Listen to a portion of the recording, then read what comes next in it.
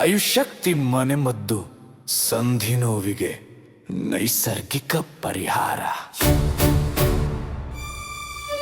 ಸಂಧಿ ನೋವು, ಮೊಣಕಾಲು ನೋವು, ಬೆನ್ನು ನೋವು, ಕೈ ಕಾಲು ನೋವು ಕಾಡುತ್ತಿದೆಯೇ ನಿಮಗಾಗಿ 100% ನೈಸರ್ಗಿಕ ಮನೆಮದ್ದು. ಯಾವುದೇ ಅಡ್ಡ ಪರಿಣಾಮ ಇಲ್ಲ, ಹಳೆಯ ಸಂಧಿ ನೋವಿಗೂ ಉಪಯುಕ್ತ ಇದು. ಕೊನೆಯ ಅವಕಾಶ ಹಿಂದೆ ಉಪಯೋಗಿಸಿ ನೋಡಿ, ಉತ್ತಮ ಫಲಿತಾಂಶ ಖಾತರಿ.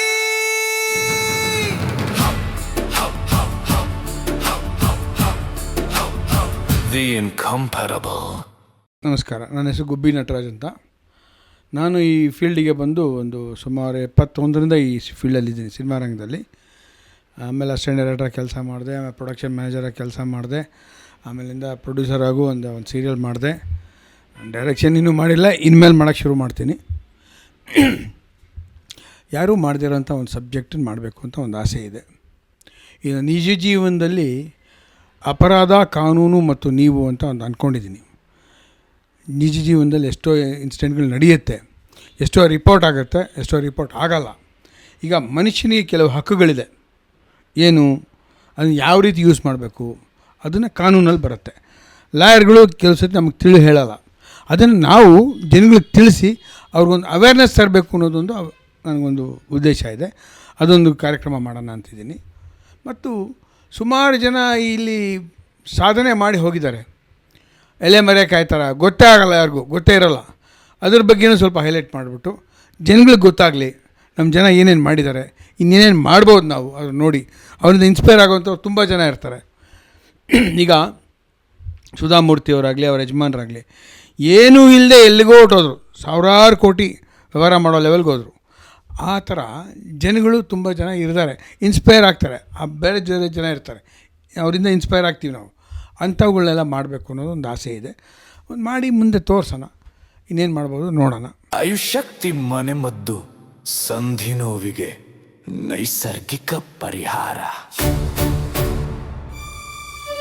ಸಂಧಿ ನೋವು, ಮೊಣಕಾಲು ನೋವು, ಬೆನ್ನು ನೋವು, ಕೈ ಕಾಲು ನೋವು ಕಾಡುತ್ತಿದೆಯೇ ನಿಮಗಾಗಿ 100% ನೈಸರ್ಗಿಕ ಮನೆಮದ್ದು. ಯಾವುದೇ ಅಡ್ಡ ಪರಿಣಾಮ ಇಲ್ಲ, ಹಳೆಯ ಸಂಧಿ ನೋವಿಗೂ ಉಪಯುಕ್ತ ಇದು. ಕೊನೆಯ ಅವಕಾಶ ಹಿಂದೆ ಉಪಯೋಗಿಸಿ ನೋಡಿ, ಉತ್ತಮ ಫಲಿತಾಂಶ ಖಾತರಿ.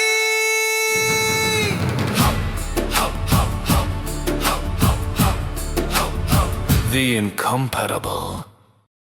ಈಗ ನಾವು ಒಂದು ಪ್ಯಾನ್ ಇಂಡಿಯಾಗೆ ಒಂದು ಸಿನಿಮಾ ಮಾಡೋಣ ಅಂತ ಪ್ಲ್ಯಾನ್ ಮಾಡ್ತಾಯಿದ್ದೀವಿ. ಫೈನಾನ್ಸರ್ ಯಾವತ್ತು ಗ್ರೀನ್ ಸಿಗ್ನಲ್ ಕೊಡ್ತಾರೋ ಆಗ ಶುರು ಮಾಡ್ತೀವಿ. ಅದಲ್ಲದೆ ಸಿನಿಮಾನೇ ನಂಬ್ಕೊಂಡು ಇರೋದಕ್ಕೂ ಆಗಲ್ಲ, ಬೇರೆ ಏನೇನೋ ವ್ಯವಹಾರ ಮಾಡೋಣ ಅಂತಲೂ ಪ್ಲ್ಯಾನ್ ಮಾಡಿದ್ದೀವಿ. ಅದೂ ಇನ್ನೊಂದು ವಾರದೊಳಗೆ ಫೈನಲ್ ಆಗುತ್ತೆ. ಏನು ಅಂದರೆ ರೆಗ್ಯುಲರಾಗಿ ಬ್ಯುಸಿ ಇರಬೇಕು ಒಬ್ಬ ಮನುಷ್ಯ, ಸುಮ್ಮನೆ ಕೂತ್ಕೊಳ್ಳೋಕ್ಕಾಗಲ್ಲ. ಯಾಕೆಂದರೆ ಒಂದು idle mind is devil's workshop ಅಂತಾರಲ್ಲ, ಆ ಥರ ಅದಾಗಬಾರ್ದು. ನಾವು ತುಂಬ ಬ್ಯುಸಿಯಾಗಿರೋ ತಕ್ಕ ರೀತಿ, ಮತ್ತು ಅದೇ ನಮಗೂ ಒಂದು ಆದಾಯ ಬರಬೇಕು, ಆ ಥರ ಮಾಡ್ಕೊಂಡು ಹೋಗೋಣ ಅಂತ ಅಂದ್ಕೊಂಡಿದ್ದೀವಿ. ಆಗುತ್ತೆ. ಈಗ ಕಲೆ ಅನ್ನೋದೇನಿದೆಯಲ್ಲ, ಅದರ ಒಂದು ಸವಿ ಸಿಗಬೇಕಾದ್ರೆ ನಾವು ರಂಗಭೂಮಿಲಿ ಕೆಲಸ ಮಾಡಬೇಕು. ಕಲೆ ಏನು, ನಮ್ಮಲ್ಲಿ ಏನೇನಿದೆ, ನಮ್ಮಲ್ಲಿರೋ ಒಬ್ಬ ಕಲಾವಿದ ಏನು ಅಂತ ಗೊತ್ತಾಗಬೇಕಾದ್ರೆ, ಅವನಿಗೆ ಆತ್ಮತೃಪ್ತಿ ಸಿಗಬೇಕಾದ್ರೆ ಒಂದು ನಾಟಕದಲ್ಲಿ ಪಾತ್ರ ಮಾಡಲೇಬೇಕು. ಆಗ ಅಲ್ಲಿ ಆಡಿಯನ್ಸ್ ಇರ್ತಾರೆ, ಅವ್ರುಗಳಿಂದ ನಮಗೆ ಇನ್ಸ್ಟೆಂಟ್ ಇದು ಸಿಕ್ಬಿಡುತ್ತೆ ರೆಸ್ಪಾನ್ಸು. ಆ ಒಂದು ತೃಪ್ತಿ ನಿಮಗೆ ಬೇರೆ ಯಾವ ರಂಗದಲ್ಲೂ ಸಿಗೋಲ್ಲ. ಫಾರ್ ಎಕ್ಸಾಂಪಲ್, ಈಗ ನಾನು 6ನೇ ವಯಸ್ಸಲ್ಲಿ ಫಸ್ಟು ಮೇಕಪ್ ಹಾಕ್ಕೊಂಡು ಆ್ಯಕ್ಟ್ ಮಾಡಿದ್ದು. ನಮ್ಮ ತಂದೆಯವರ ಒಂದು ಸಾಂಗ್ ಆ್ಯಂಡ್ ಡ್ರಾಮಾ ಒಂದು ಇದಿತ್ತು, ನಮ್ಮ ಈಗಲೂ ಇದೆ ಅದು, ರವೀಂದ್ರ ಕಲಾಕ್ಷೇತ್ರದಲ್ಲಿ. ಅಲ್ಲಿ ನಮ್ಮ ತಂದೆ ವರ್ಕ್ ಮಾಡ್ತಾಯಿದ್ರು. ಆಗ ಒಂದು ನಾಟಕ ಮಾಡೋವಂಥದ್ದು ಒಂದು ಇದು ಬಂತು. ಆ ನಾಟಕ ಬೇರೆ ಬೇರೆ ಊರುಗಳೆಲ್ಲ ಮಾಡ್ಕೊಂಬರೋದು, ಈಗಲೂ ಮಾಡ್ತಾಯಿರ್ತಾರೆ. ಆಯುಷ್ಶಕ್ತಿ ಮನೆಮದ್ದು ಸಂಧಿ ನೋವಿಗೆ ನೈಸರ್ಗಿಕ ಪರಿಹಾರ. ಸಂಧಿ ನೋವು, ಮೊಣಕಾಲು ನೋವು, ಬೆನ್ನು ನೋವು, ಕೈ ಕಾಲು ನೋವು ಕಾಡುತ್ತಿದೆಯೇ ನಿಮಗಾಗಿ 100% ನೈಸರ್ಗಿಕ ಮನೆಮದ್ದು.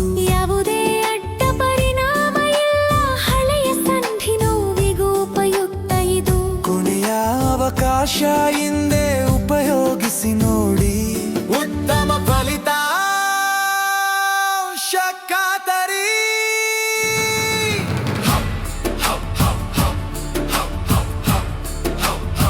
The incomparable.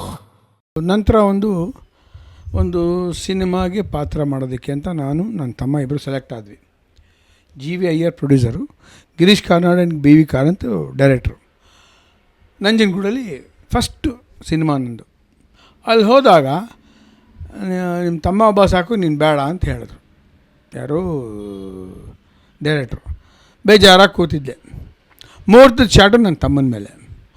ಆಗ ಅವನೇನು ಮಾಡ್ಬಿಟ್ಟ, ನಮ್ಮ ಅಣ್ಣ ಆ್ಯಕ್ಟ್ ಮಾಡಿದ್ರೆ ನಾನು ಮಾಡಲ್ಲ ಅಂತ ಹಠ ಹಿಡಿದು ಕೂತ್ಕೊಂಬಿಟ್ಟ. ಆಗೇನು ಮಾಡಿದ್ರು, ನನಗೂ ಬಾದಾಮಿ ಕಟ್ ಮಾಡಿ, ನನಗೂ ಮೇಕಪ್ ಹಾಕಿ, ಅವನದೊಂದು ಸ್ವಲ್ಪ ಸೀನ್ ತೆಗೆದು ಅದರ ನಂತರದ ನನಗೆ ತೆಗೆದರು. ದೊಡ್ಡವನಾದ್ಮೇಲೆ ನಾನು ಅನ್ನೋ ಥರ ಮಾಡಿದ್ವಿ. ಆವಾಗ ನಾನು ಪಾತ್ರ ಮಾಡೋ ರೀತಿ, ನನ್ನಲ್ಲಿ ಒಂದು ಇರೋ ಆಸಕ್ತಿ, ಇನ್ವಾಲ್ವ್ ಆಗ್ತಿದ್ದೆಲ್ಲ ನೋಡಿ ಗಿರೀಶ್ ಕಾರ್ನಾಡ್ ಅವರು ಹೇಳಿದ್ರು, ಇನ್ನೊಂದು ಸಿನಿಮಾ ಮಾಡ್ತಾಯಿದ್ದೀನಿ, ಅದ್ರಲ್ಲಿ ಅವನಿಗೆ ಮೇನ್ ರೋಲ್ ಕೊಡ್ತೀನಿ ಅಂತ ಹೇಳಿದ್ರು. ಸೊ ಮೊದಲೇ ಡಿಸಪಾಯಿಂಟ್ ಆಗಿದ್ರಲ್ಲ ನನಗೆ. ಅದಕ್ಕೆ ನಮ್ಮಪ್ಪ ಆ ವಿಷಯ ಹೇಳಿರಲಿಲ್ಲ. ಪಿಕ್ಚರ್ ಮುಗೀತು, ಆವಾಗ ಒಂದು 100 days ಹೋಯಿತು. ಆ ಫಂಕ್ಷನ್ಗೆ ನಾವು ಹೋಗಿದ್ದೆ ವಂಶವೃಕ್ಷದು. ನಂತರ ಈ ಸಿನಿಮಾ ಶುರು ಮಾಡಬೇಕು ಅಂತ ಪ್ಲ್ಯಾನ್ ಮಾಡಿದ್ರು. ಈ ಮಿನರ್ವಾ ಹತ್ರ ಕಾಮತ್ ಅಂತ ಹೋಟ್ಲಿತ್ತು, ಅಲ್ಲಿ ಪ್ರೊಡಕ್ಷನ್ ರೂಮ್ ಹಾಕಿದ್ರು. ಸರಿ, ನಾನು ಮಾಡೋಕ್ಕಾಗಲ್ಲ ಅಂತ ಹೇಳಿದೆ. ಯಾಕೆಂದರೆ ಮಾರ್ಚಲ್ಲಿ ಶೂಟಿಂಗ್ ಸ್ಟಾರ್ಟು. ಎಲ್ಲಿ ಮೈಸೂರು ಹತ್ರ ಆಲ್ನಳ್ಳಿ ಅಂತಿದೆ ಅಲ್ಲಿ. ಮಾರ್ಚಲ್ಲಿ ಎಕ್ಸಾಮ್ ಇದೆ. ಆಗೇನಾಗೋಯ್ತು, ನಮ್ಮ ಹೆಡ್ ಮಾಸ್ಟರ್ ನಾನು ಕರೆದು, ಸಿನಿಮಾ ಸಿಕ್ಕರೆ ನೀನು ಮಾಡೋಗಪ್ಪ, ನಾನು ನಿಂಗೆ ಆಮೇಲೆ ಎಕ್ಸಾಮ್ ಮಾಡ್ತೀನಿ. ಹೆಡ್ ಮಾಸ್ಟರ್ ಹೇಳಿ ನಾನು ಹೋದೆ ಶೂಟಿಂಗ್ಗೆ.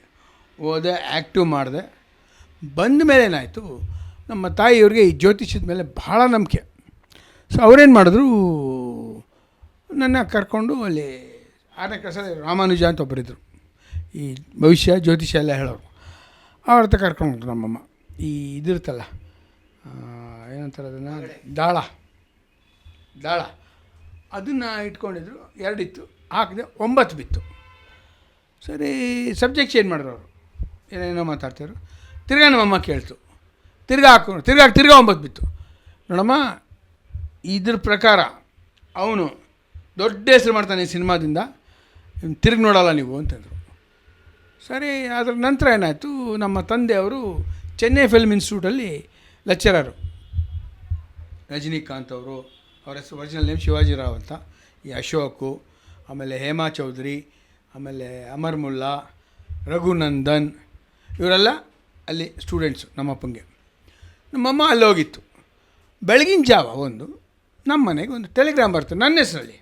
ನಾನಿನ್ನೂ 10 ವಯಸ್ಸು ಆಗಿಲ್ಲ, 73, ನಾನು ಹುಟ್ಟಿದ 63, 10 ವಯಸ್ಸು ಅವಾಗ. ಸರಿ, ಏನು ಅಂತ ಓಪನ್ ಮಾಡಿ ನೋಡಿದ್ರೆ, congratulations, you won the best child artist award, president of India. ಅದೇನಾಯಿತು, ನನ್ನ ಇದು ಪೇಪರಲ್ಲಿ ಫೋಟೋ ಬಂತು.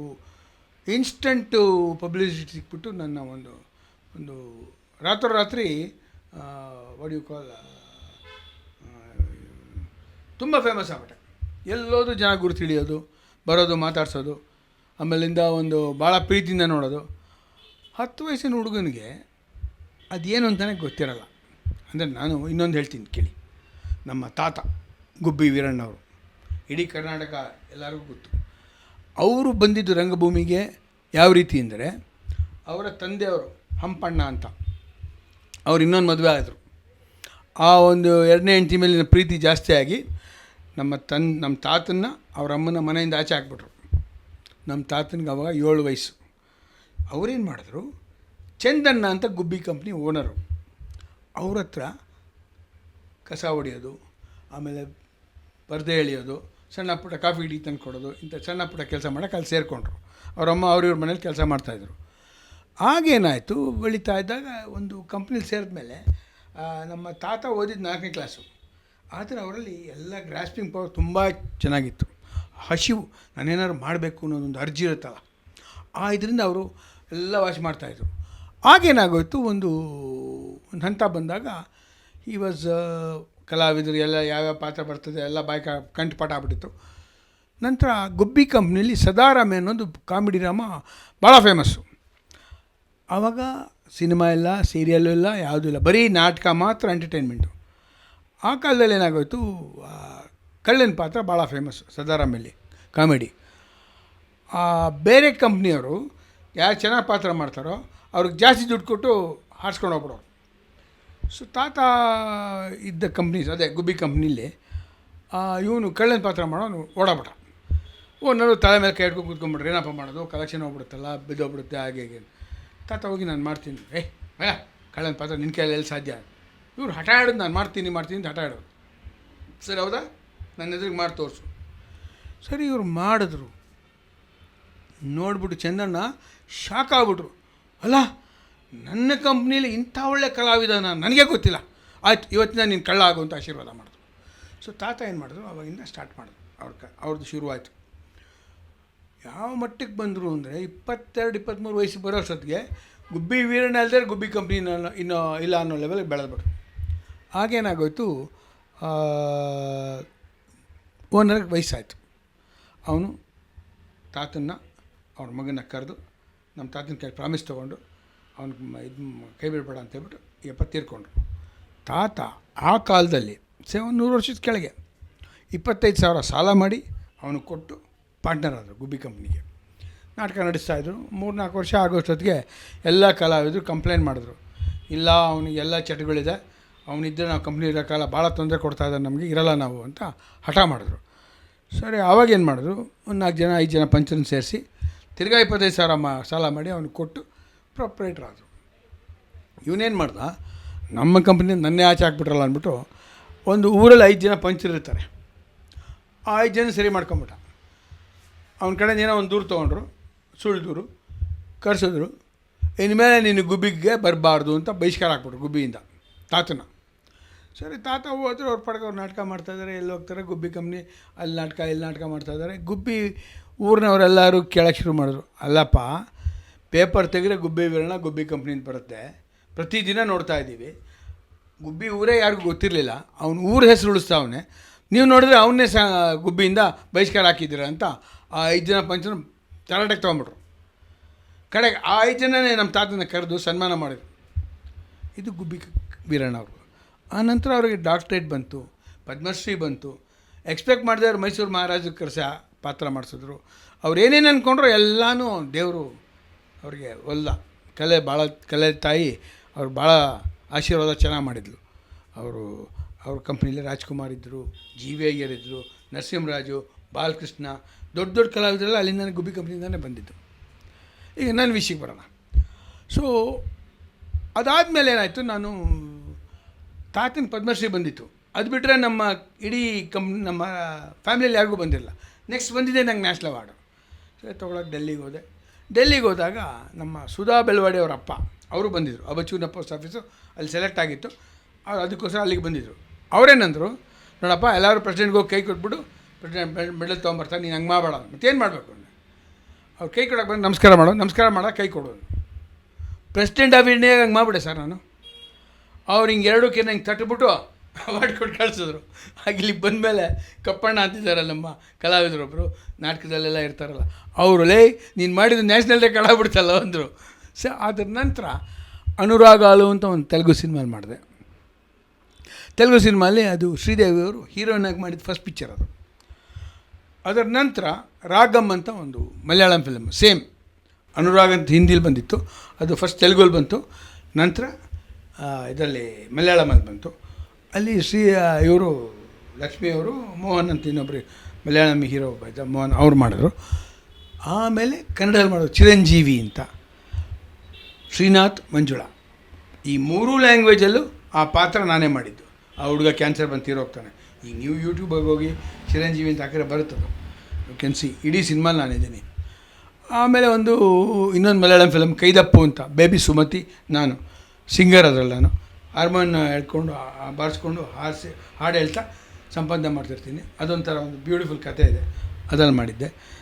ಮಧು ಫೇಮಸ್ ಹೀರೋ ಕೇರಳಲ್ಲಿ, ಅವರು ಪ್ರೊಡ್ಯೂಸರು ಡೈರೆಕ್ಟರ್ ಅದಕ್ಕೆ. ಆಮೇಲೆ ಒಂದು ಸಂಸ್ಕೃತ ಫಿಲ್ಮ್ ಆದಿಶಂಕರಾಚಾರ್ಯ, ಅದು ಜಿ ವಿ ಆರ್ ಡೈರೆಕ್ಟ್ ಮಾಡಿದರು, ಅದಕ್ಕೆ ಅಸಿಸ್ಟೆಂಟ್ ಡೈರೆಕ್ಟರ್ ಕೆಲಸ ಮಾಡಿದೆ.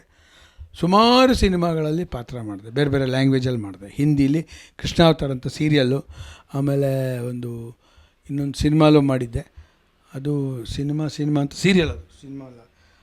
ಆಮೇಲೆ 5-6 ಲ್ಯಾಂಗ್ವೇಜಲ್ಲಿ ಪಾತ್ರ ಮಾಡಿದ್ದೀನಿ. ಕನ್ನಡದ ಮ್ಯಾಕ್ಸಿಮಮ್, ಬಟ್ ಮೇನ್ ರೋಲ್ ಮಾಡೋದು ಕಾಡು, ಚಿರಂಜೀವಿ, ಬಾಳೆನಗುರಿ. ಬಾಳೆನಗುರಿ ಅಂದರೆ ಅದೇ ನಮ್ಮ ಜಯಂತಿ ಅವರು, ನಾನು, ಅವರು ನನಗೆ ಅತ್ತಿಗೆ, ಶ್ರೀನಿವಾಸ ಮೂರ್ತಿ ಅಣ್ಣ. ಆ ಇಡೀ ಸಿನಿಮಾಲಿ ಒಬ್ಬ ತುಂಟು ಹುಡುಗನ ಪಾತ್ರ ಅದರಲ್ಲಿ. ಇನ್ನೊಂದು ಅದಾದಮೇಲೆ ಸ್ವಲ್ಪ ಏಜಿಗೆ ಬಂದಮೇಲೆ ಇವನು ನಮ್ಮ ಕಪಿಲ್ ಅಂತ ಒಬ್ಬರು ಒಂದು ಸಿನಿಮಾ ಡೈರೆಕ್ಟ್ ಮಾಡಿದ್ರು, ಫಲಿತಾಂಶ ಅಂತ. 5 ಜನ ನಾಯಕ ನಟರು, ಅದರಲ್ಲಿ ನಾನು ಒಬ್ಬ. ಅಂದರೆ ಈ ವಯಸ್ಸಿಗೆ ಬಂದಂಥ ಮಕ್ಕಳಿರೋವಂಥ ತಂದೆ ತಾಯಿಗಳು ಏನು ಮಾಡ್ತಾರೆ, ದುಡಿಯೋದ್ರ ಬೆಳೆ ಗಮನ ಕೊಡ್ತಾರೆ, ಮಕ್ಕಳ ಭವಿಷ್ಯದ ಕಡೆ ಅವ್ರೇನು ಮಾಡ್ತಾರೆ ನೋಡೋಕ್ಕೆ ಹೋಗಲ್ಲ. ಅದರ ಪರಿಣಾಮ ಏನಾಗುತ್ತೆ ಅನ್ನೋದ್ರ ಕತೆ ತುಂಬ ಚೆನ್ನಾಗಿತ್ತು. ಪಿಕ್ಚರ್ ರೆಡಿ ಆಯಿತು, ಆಮೇಲೆ ರಿಲೀಸ್ ಆಯಿತು. ಅದಾದಮೇಲೆ ಒಂದು ಹಸಿವು ಮತ್ತು ಅರಿವು ಅಂತ ಒಂದು ಸಿನಿಮಾ ಮಾಡಿದ್ರು, ಅದರಲ್ಲಿ ನಾನೇನು ಮೇನ್ ರೋಲ್ ಮಾಡಿದ್ದೆ. ಅದು ರೆಡಿಯಾಗಿದೆ, ಪಿಕ್ಚರ್ ಇನ್ನೂ ರಿಲೀಸ್ ಮಾಡಿಲ್ಲ, ಮಾಡ್ತಾರೆ. ಆ ಥರ ಸುಮಾರು ಸಿನಿಮಾಲ್ಲಿ ಮಾಡಿದ್ದೀನಿ. ಆಮೇಲೆ ನಾಟಕದ ಬಗ್ಗೆ ಹೇಳಬೇಕು ಅಂದರೆ ಅದೊಂಥರ ಈ ಬಿ ವಿ ಕಾರಂತ್ ಅವರು ಒಂದೆರಡು ನಾಟಕದಲ್ಲಿ ಪಾತ್ರ ಮಾಡಿದೆ. ಆಮೇಲೆ ನಮ್ಮ ರಾಜಗೋಪಾಲ್ ಅಂತ ಅವರು ಒಂದಷ್ಟು ನಾಟಕಗಳು ಪಾತ್ರ ಮಾಡಿಸಿದ್ರು, ನನ್ನ ಕೈಲೇ ಮಾಡಿದ್ದೀನಿ. ಆ ನಾಟಕದಲ್ಲಿ ಇರೋವಂಥ ಒಂದು ತೃಪ್ತಿ ನಿಮ್ಗೆ ಬೇರೆ ಎಲ್ಲೂ ಸಿಗಲ್ಲ ಅಂತ ಪುನಃ ಹೇಳ್ತೀನಿ. ಆಮೇಲೆ ನಾನು ಇನ್ನೊಂದು ಹೇಳಬೇಕು ಅಂತ ಇಷ್ಟಪಡೋದೇನೆಂದರೆ, ಕಲಾವಿದರ ಜೀವನ ಮುಳ್ಳಿನ ಹಾಸಿಗೆ, ಮೇಲೂ ತೊಗೊಂಡೋಗ್ತೀವಿ, ಹಂಗೆ ಕೆಳಗೂ ಬೇಯ್ತೀವಿ. ಎಲ್ಲ ಸ್ಥಿತಪ್ರಜ್ಞರಾಗಿರಬೇಕು. ಈಗ ನಮ್ಮ ಹೊಸಬರು ಬರ್ತಾರೆ, 1-2 ಸಿನಿಮಾ ಚೆನ್ನಾಗಿ ಓಡ್ಬಿಡ್ತು ಅಂದರೆ ಆ ಹುಡುಗನಿಗೆ ತಲೆನೇ ನಿಲ್ಲಲ್ಲ. ಬಂದ ತಕ್ಷಣ ಅವನಿಗೆ ಒಂದು ಸಪ್ರೇಟ್ ರೂಮ್ ಬೇಕು, ಇಲ್ಲ ಸಪ್ರೇಟು ವ್ಯಾನ್ ಬೇಕು. ಬಂದವನು ಅಲ್ಲೋಗಿ ಕುತ್ಕೊಂಡ್ಬಿಡ್ತಾನೆ. ಅಲ್ಲಿ 1 hour 2 hours ಆದಮೇಲೆ ಅವ್ನು ಬಂದು ಕೆಲವ್ರ ಜೊತೆ ಇನ್ವಾಲ್ವ್ ಆಗೋಲ್ಲ. ಬಟ್ ಮುಂಚೆ ಆ ಥರ ಇರಲಿಲ್ಲ. ಕಲಾವಿದರು ಒಂದು ಕುಟುಂಬದ ಥರ ಇರ್ತಿದ್ವಿ. ಎಲ್ಲ ಏನೇ ಕಷ್ಟ ಆದರೂ ಎಲ್ಲರೂ ಸ್ಪಂದಿಸೋರು. ಆ ಒಂದು ಫ್ಯಾಮ್ಲಿ ಒಂದು ಎನ್ವೈರ್ಮೆಂಟು ಇವಾಗಿಲ್ಲ. ಭಾಳ ದುಃಖ ಆಗುತ್ತೆ. ಆ ವಿಚಾರದಲ್ಲಿ ಹೇಳಬೇಕು ಅಂದರೆ ರಾಜ್ಕುಮಾರ್ ಅವರು ತುಂಬ ಜನಕ್ಕೆ ಅವ್ರ ಇನ್ಸ್ಪಿರೇಷನು. ಈಗ ನನಗೂ ಕೂಡ ಅಂಥ ದೊಡ್ಡ ಕಲಾವಿದ, ನಾವೆಲ್ಲ ನೆಲದ ಮೇಲೆ ಕೂತ್ಕೊಂಡು ಊಟ ಮಾಡ್ತಿದ್ವಿ. ಪ್ರೇಮದ ಕಾಣಿಕೆ ನಮ್ಮ ತಂದೆ ಜಡ್ಜ್ ಪಾತ್ರ ಮಾಡಿದ್ದಾರೆ. ನನಗೆ ಪಾತ್ರ ನಾನು ಬೇರೆ ಯಾರು ಶೂಟಿಂಗ್ ಹೋಗಿದ್ದಾಗ ಅವ್ರ ಜೊತೆಗಿದ್ದೆ ಅವತ್ತು ಶೂಟಿಂಗಲ್ಲಿ. ಅಲ್ಲಿ ನಾನು ನೋಡಿದ್ದೇನು ಅಂದರೆ, ರಾಜ್ಕುಮಾರ್ ಅವರು ಪ್ರತಿಯೊಬ್ಬರಿಗೂ ಏನು ನನಗೇನು ಬಿಡಿಸೋದು ಬಂತು ಅಲ್ಲಿ ಅವ್ರಿಗೆ ಹಾಕಿದಾರ ಇಲ್ವಾ ಅಷ್ಟೆಲ್ಲ ಗಮನಿಸೋದು. ಆ ಥರ ಒಂದು, ಆಮೇಲೆ ಪ್ರತಿಯೊಬ್ಬರೂ ತುಂಬ ಪ್ರೀತಿಯಿಂದ ಮಾತಾಡ್ಸೋದು. ನಾನೊಬ್ಬ ಸ್ಟಾರು, ಅದು ಆ ಅಪ್ಪನ ತಲೆಯಲ್ಲಿ ಇರಲೇ ಇಲ್ಲ. ಅವನ್ನೆಲ್ಲ ನೋಡಿದಾಗ ನಮ್ಮ ಕಲಾವಿದರು ಏನಾಗಿದೆ, ಯಾಕೆ ಈ ಥರ ಇದ್ದಾರೆ ಅಂತ ಭಾಳ ನೋವಾಗುತ್ತೆ ಮನಸ್ಸಿಗೆ. ಇದು ಇನ್ನು ಮುಂದೆ ಅದು ಸ್ವಲ್ಪ ಒಂದು, ಆಮೇಲೆ ಕನ್ನಡ ಚಿತ್ರ ಈ ನಡುವೆ ಭಾಳ ಕಷ್ಟ ಆಗ್ತಾಯಿದೆ. ಇದು ಯಾವ ರೀತಿ ಮಾಡಿದ್ರೆ ಜನ ನೋಡ್ತಾರೆ ಅಂತಲೇ ಅರ್ಥ ಆಗ್ತಿಲ್ಲ. ಜನ ಸಿನಿಮಾಗೆ ಬರ್ತಾಯಿಲ್ಲ ಅಂತೀವಿ, ಸಿನಿಮಾ ಬರೋಕ್ಕೆ ಮಾಡೋಣ ಅಂದರೆ ಏನು ಕಾರಣ ಏನು ಅಂತಲೇ ಅರ್ಥ ಆಗ್ತಿಲ್ಲ. ಜನಗಳಿಗೆ ಅವರು ಮನೆಗಳಿಂದ ಬರೋ ಹಂಗೆ ಮಾಡಬೇಕು. ಈಗ ಮನೇಲಿ ಏನು ದೊಡ್ಡ ಟಿ ವಿ ಇರುತ್ತೆ, ಇಲ್ಲಿ ಖರ್ಚು ಮಾಡೋದು ಅಲ್ಲೇ ಮಾಡ್ಕೊಂಡು ಇದನ್ನು ಯೂಟ್ಯೂಬಲ್ಲೆಲ್ಲ ಪಿಕ್ಚರ್ ನೋಡ್ಬಿಡ್ಬೋದಲ್ಲ. ಆ ಥರ ಆಗಿರೋದ್ರಿಂದ ಆ ದುಡ್ಡು ಅಲ್ಲೇ ಖರ್ಚು ಮಾಡ್ಕೊಂಡು, ಇದು 1000 ರೂಪಾಯಿ ಒಂದು ಫ್ಯಾಮಿಲಿ ಬರಬೇಕು ಅಂದರೆ ಥಿಯೇಟ್ರಿಗೆ, ಅದು ಉಳಿಯುತ್ತಲ್ಲ ಅವ್ರಿಗೆ, ಅದೇ ಖರ್ಚು ಅಲ್ಲಿ ಮಾಡ್ಕೊಬೋದು. ಈ ಥರ ಯೋಚನೆ ಮಾಡ್ತಾರೆ. ಇದೊಂಥರ ದೊಡ್ಡ ದುರಂತ. ಸಿನಿಮಾಗಳಿಗೆ ಜನ ಬರಬೇಕು, ಸಿನಿಮಾ ರಂಗ ಉಳಿಬೇಕು ಅಂತ ನಾನು ಇವತ್ತಿಗೂ ಮನಸ್ಸಲ್ಲಿ ಅನ್ಕೋತೀನಿ. ನಾಟಕ ರಂಗನೂ ಅಷ್ಟೇ, ಸಿನಿಮಾ ರಂಗನೂ ಅಷ್ಟೇ. ಈಗ ಸೀರಿಯಲ್ಗಳಿಗೆ ಸಿಕ್ಕಾಪಡೆ ಬೆಳೆದ್ಬಿಟ್ಟಿದೆ ಫೀಲ್ಡು. ಅದು ಅತ್ಯಂತ ಪವರ್ಫುಲ್ ಆಗಿದ್ದು ಯಾವಾಗ ಅಂದರೆ, ಈ ರಾಜ್ಕುಮಾರ್ ಅವ್ರು ಕಿಡ್ನ್ಯಾಪ್ ಆದರು. ಕಿಡ್ನ್ಯಾಪ್ ಆದಾಗೇನಾಯಿತು, ಶೂಟಿಂಗ್ ಮಾಡಬಾರ್ದು ಅಂತ 1 ದಿವಸ 2 ದಿವಸ ನಿಲ್ಲಿಸಿದ್ರು. ಓಕೆ, ಸತತವಾಗಿ 60 ದಿವಸಗಳ ಕಾಲ ಶೂಟಿಂಗ್ ಇಲ್ಲ. ಅದನ್ನೇ ನಂಬ್ಕೊಂಡು ಬದುಕೋರು ಏನು ಮಾಡಬೇಕು? ಅದಕ್ಕೆ ಭಾಳಷ್ಟು ದೊಡ್ಡ ಕೈಗಳೆಲ್ಲ ಇನ್ವಾಲ್ವ್ ಆಗಿದ್ದು ಆ ಶೂಟಿಂಗ್ ಮಾಡದೇ ಇರೋದಕ್ಕೆ. ಅವ್ರುಗಳ ಹೆಸರು ಹೇಳೋಕ್ಕೆ ಇಷ್ಟಪಡಲ್ಲ ನಾನು. ಅದು ಆ ಥರ ಮಾಡಬಾರ್ದು. ಇನ್ನೊಬ್ಬರು ಹೊಟ್ಟೆ ಮೇಲೆ ಹೊಡಿಯೋಕ್ಕೆ ನಮಗೇನು ಅಧಿಕಾರ ಇದೆ? ಮಾಡೋದು ಮಾಡಿಬಿಟ್ರೆ ಯಾವಾಗ ಎಲ್ಲ ಸೇರಿಕೊಂಡು ಟಿ ವಿ ಯೂನಿಯನ್ ಒಂದಾಗ್ಬಿಡ್ತು. ಶೂಟಿಂಗ್ ಮಾಡ್ತಾರೆ, ಕ್ಯಾಮ್ರಾ ಕಿತ್ಕೊಂಡು ಹೋಗೋರು. ಸರ್ ಹೆಂಗೆ ಬದುಕಬೇಕು ನಾವು? ಅದನ್ನು ಬಿಟ್ಟು ಬೇರೆ ಮಾಡೋಕ್ಕಾಗ್ತಿಲ್ಲ ನಮ್ಮ ಕೈಯಲ್ಲಿ. ಅವಾಗೇನಾಗೋಯ್ತು, ಒಂದು ಟಿ ವಿ ಅಸೋಸಿಯೇಷನ್ 4 ಇದ್ವು, ಎಲ್ಲ ಸೇರಿ ಒಂದಾಗ್ಬಿಟ್ಟು ಏನು ಹೇಳಿದ್ರು, ನಾವು ಶೂಟಿಂಗ್ ಮಾಡ್ತೀವಿ ಅಂದ್ಬಿಟ್ಟು ಪೊಲೀಸ್ ಕಮಿಷನರ್ ಕಂಪ್ಲೇಂಟ್ ಕೊಟ್ಟರು. ನಮ್ಗೆ ಈ ಥರ ತೊಂದರೆ ಮಾಡಿದ್ರೆ ದಯವಿಟ್ಟು ನಾವು ಪ್ರೊಡಕ್ಷನ್ ಕೊಡಬೇಕು. ಅಲ್ಲಿಂದ ಎಲ್ಲ ಸ್ಟೇಷನ್ಗಳಿಗೂ ಒಂದು ಇದು ಹೋಯ್ತು, ಸುತ್ತೋಲೆ ಹೋಯ್ತು, ಕಳಿಸಿದ್ರು. ಯಾರು ಶೂಟಿಂಗ್ ಮಾಡ್ತಾಯಿದ್ರು ಅವ್ರಿಗೇನೋ ಅಡ್ಡ ಬಂದರೆ ಅವ್ರು ನೀವು ಪ್ರೊಟೆಕ್ಷನ್ ಕೊಡಬೇಕು, you have to take action ಅಂತ. ಆವಾಗ ಈ ಏನು ದೊಡ್ಡ ದೊಡ್ಡವರೆಲ್ಲ ನಾವು ಮಾಡ್ತೀವಿ ಸೈಲೆಂಟಾಗಿ ಹಿಂದಕ್ಕೆ ಹೋಗ್ಬಿಟ್ರು. ಮಾಡಿದ್ರು ಎಲ್ಲ ಹೊಟ್ಟೆ ಮೇಲೆ ಹೊಡೆದ್ರು, ಮಾಡಬಾರ್ದು ಆ್ಯಕ್ಚುಲಿ ಮಾಡಿದ್ರು. ಅದ್ರ ನಂತರ ಇವಾಗ ಯಾಕೆ ಶೂಟಿಂಗ್ ಶುರು ಆಗ್ಬಿಡ್ತು, ಆ ಟೈಮಲ್ಲಿ ಅಣ್ಣವರಿಂದ ಒಂದು ಸ್ಟೇಟ್ಮೆಂಟ್ ಬಂತಲ್ಲಿಲ್ಲ, ಈ ಥರ ನನಗೆ ಗೊತ್ತೇ ಇಲ್ಲ ಶೂಟಿಂಗ್ ನಿಲ್ಲಿಸಿರೋದು, ಇದಾಗಬಾರ್ದಿತ್ತು, ದಯವಿಟ್ಟು ಮಾಡಿಪ್ಪ ನೀವೆಲ್ಲ ಕೆಲಸ ಮಾಡಿ ಅಂತ. ನಾನು ಒಂದು ಮಾತು ಕೇಳ್ತೀನಿ, ಈ ವೀರಪ್ಪ ಹೋಗಿ ಹೇಳ್ಕೊಂಡೋಗಿ ಇಟ್ಕೊಂಡ್ಬಿಟ್ಟಿದ್ದ. ಸೊ ನಾವು ಶೂಟಿಂಗ್ ಮಾಡಿದರೆ ಅವ್ನು ಬಿಟ್ಟು ಕಳಿಸ್ಬಿಡ್ತಾನ? ವೀರಪ್ಪನ ಅಷ್ಟು ದಿವಸ ಬಿಟ್ಟಿದ್ದೆ ದೊಡ್ಡ ತಪ್ಪು, ಅದೊಂದು ದೊಡ್ಡ ದುರಂತ.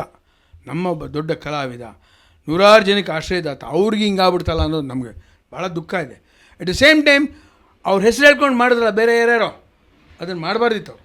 They have done a very big blunder in their life ಅಂತ ನಾನು ಹೇಳೋಕ್ಕೆ ಇಷ್ಟಪಡ್ತೀನಿ. ಇನ್ನು ಮುಂದೆ ಆ ಥರದ್ದು ಯಾವುದೂ ಘಟನೆಗಳು ನಮ್ಮ ಸಿನಿಮಾ ರಂಗದಲ್ಲಿ ಆಗದೇ ಇರಲಿ. ಅದರ ನಂತರ ಏನಾಗೋಯ್ತು, ಟಿ ವಿ ರಂಗ ಭಾಳ ಪವರ್ಫುಲ್ ಆಗ್ಬಿಡ್ತು. ಯಾರು ಮಾತು ಕೇಳಿದಿರೋ ಲೆವೆಲ್ಗೆ ಬೆಳೆದ್ಬಿಟ್ರು. ಅವ್ರನ್ನ ಕಂಟ್ರೋಲೆಲ್ಲ ಅವ್ರ ಹತ್ರ ಅಡ್ವೈಸ್ ತೊಗೋಬೇಕು. ನಾವು ಒಂದು ಮೀಟಿಂಗ್ ಮಾಡ್ತೀವಿ ಬನ್ನಿ ಅಂತ ಅವ್ರನ್ನ ರಿಕ್ವೆಸ್ಟ್ ಮಾಡಿ ಕರಿಬೇಕು, ಆ ಮಟ್ಟಿಗಿದೆ ಇವತ್ತು ಅವರು ಟಿ ವಿ ರಂಗ. ನಾನು ಶುರುವಾದಾಗ ಎ ಎಸ್ ಮೂರ್ತಿ ಅವರು, ವೈಶಾಲಿ ಕಾಸರವಳ್ಳಿ ಅವರು, ನಾನು ಕಾರ್ಯದರ್ಶಿ ಆಗಿದ್ದೆ ಫಸ್ಟ್ ಸ್ಟಾರ್ಟ್ ಆದಾಗ. 1-2 ವರ್ಷ ದೂರದರ್ಶನ ಬಿಟ್ಟರೆ ಬೇರೆ ಚಾನಲ್ ಇರಲಿಲ್ಲ ಆವಾಗಿದ್ದೆ. ಅದರ ನಂತರ ಬೇರೆ ಬೇರೆ ನಾನು ಯೂನಿಯನ್ಗಳು ಬಂದ ನಾನು ಅದು ಬಿಟ್ಟು ಬಂದುಬಿಟ್ಟೆ. ನಾನು ಪಾಡೋದು ನಾನು ನನ್ನ ಇದರಲ್ಲಿ ಬ್ಯುಸಿ ಆಗ್ಬಿಟ್ಟೆ. ಇವೆಲ್ಲ ಸುಮ್ಮನೆ ಒಂದು ಹಿಂತಿರುಗಿ ನೋಡಿದಾಗ ಭಾಳಷ್ಟು ದೊಡ್ಡ ತಪ್ಪುಗಳಾಗಿದೆ, ಅವುಗಳು ಆಗಬಾರ್ದಿತ್ತು. ಇನ್ನು ಮುಂದೆ ಆ ಥರ ಆಗದೇ ಇರೋ ಥರ ನಮ್ಮ ಏನು ಸೀನಿಯರ್ಸ್ ಇದ್ದಾರಲ್ಲ ಅವ್ರಿಗೂ ಸ್ವಲ್ಪ ಗಮನ ಹರಿಸ್ಬೇಕು ಅಂತ ನಾನು ಕೇಳ್ಕೊತೀನಿ. Thank you. ಆಯುಷ್ಯಕ್ತಿ ಮನೆಮದ್ದು, ಸಂಧಿ ನೋವಿಗೆ ನೈಸರ್ಗಿಕ ಪರಿಹಾರ. ಸಂಧಿ ನೋವು, ಮೊಣಕಾಲು ನೋವು, ಬೆನ್ನು ನೋವು, ಕೈ ಕಾಲು ನೋವು ಕಾಡುತ್ತಿದೆಯೇ ನಿಮಗಾಗಿ 100% ನೈಸರ್ಗಿಕ ಮನೆ ಮದ್ದು. ಯಾವುದೇ ಅಡ್ಡ ಪರಿಣಾಮ ಇಲ್ಲ, ಹಳೆಯ ಸಂಧಿ ನೋವಿಗೂ ಉಪಯುಕ್ತ ಇದು. ಕೊನೆಯ ಅವಕಾಶ ಹಿಂದೆ ಉಪಯೋಗಿಸಿ ನೋಡಿ, ಉತ್ತಮ ಫಲಿತಾಂಶ ಖಾತರಿ.